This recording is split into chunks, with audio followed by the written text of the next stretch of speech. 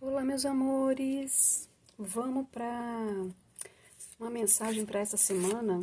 A semana começa com feriado, mas ainda já a gente precisa se inspirar, né? A gente está de férias, mas a gente está vivendo.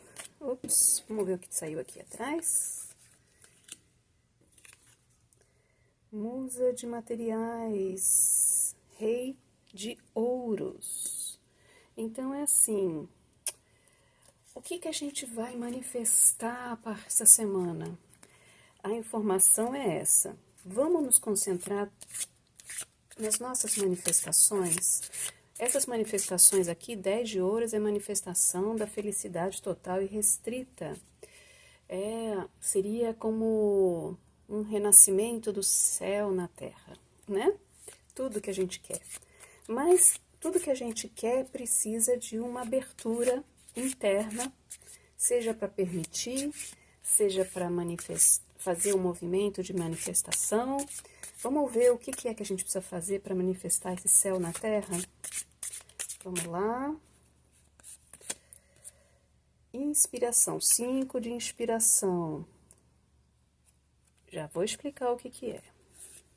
Que são 5 de paus. 9 de inspiração, 9 de paus. E musa de inspiração, rainha de paus, rei de paus, digamos. Então, assim, o que a gente precisa observar, principalmente, é a questão de como é que a gente está lidando com as nossas brigas, com a nossa corrida atrás do que a gente quer manifestar. Se, em vez de permitir a gente estar brigando para conseguir, e o 9 de paus coloca a gente num lugar de guerra mesmo, sabe? A gente sai de um pensamento de tentar fazer acontecer e se sobrecarrega nessa tentativa de correr atrás com toda a força que a gente tem. O correr atrás com toda a força que a gente tem é um processo de correr contra a corrente, porque a corrente flui, ela não faz força. Então é como se vocês estivessem, ou todos nós, posso me colocar, porque algumas coisas eu também quero com toda a força, mas eu já percebo que se tem alguns impedimentos, não está no fluxo. E a musa de inspiração, que é o rei de paus, ele diz, eu tenho a força, eu não preciso fazer força. Esse é o lugar, principalmente, que a gente precisa, de certa forma, deixa eu botar mais para cá, para vocês poderem enxergar.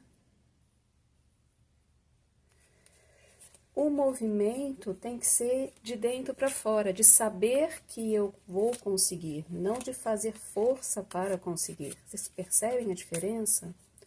E esse é um lugar de consciência, porque quando a gente já sabe que pode conseguir, tudo começa de uma forma mais leve. O louco é esse lugar da criança, do renascimento que essa fase está pedindo. Pedindo para a gente deixar as guerras, deixar os esforços do lado de fora. E não é deixar de fazer, mas é deixar de fazer força com violência. É permitir observar-se e perceber o seu potencial para as coisas irem de uma forma mais fluida. E é tudo que a gente quer, né? A gente quer um 10 de ouros fluido, que as coisas apareçam, que a gente se permita viver as coisas que estão acontecendo.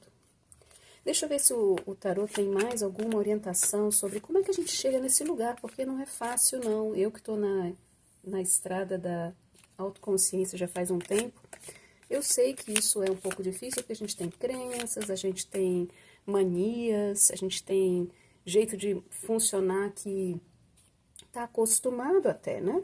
Então, para a gente conseguir renascer a partir de um lugar mais leve, onde a gente não faz força, mas a gente sabe que tem a força interna para, então a gente permite que a leveza venha, que o fluxo venha.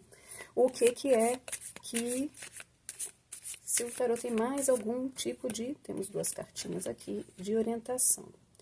Principalmente não duvide do as de paus. Aqui é tudo manifestação, né? Porque inspiração é um movimento, tá? O paus é movimento. Então, não duvidar da sua do seu movimento, não duvidar de você. Olha só aqui a carinha dessa asa de paus que tá tipo assim, será?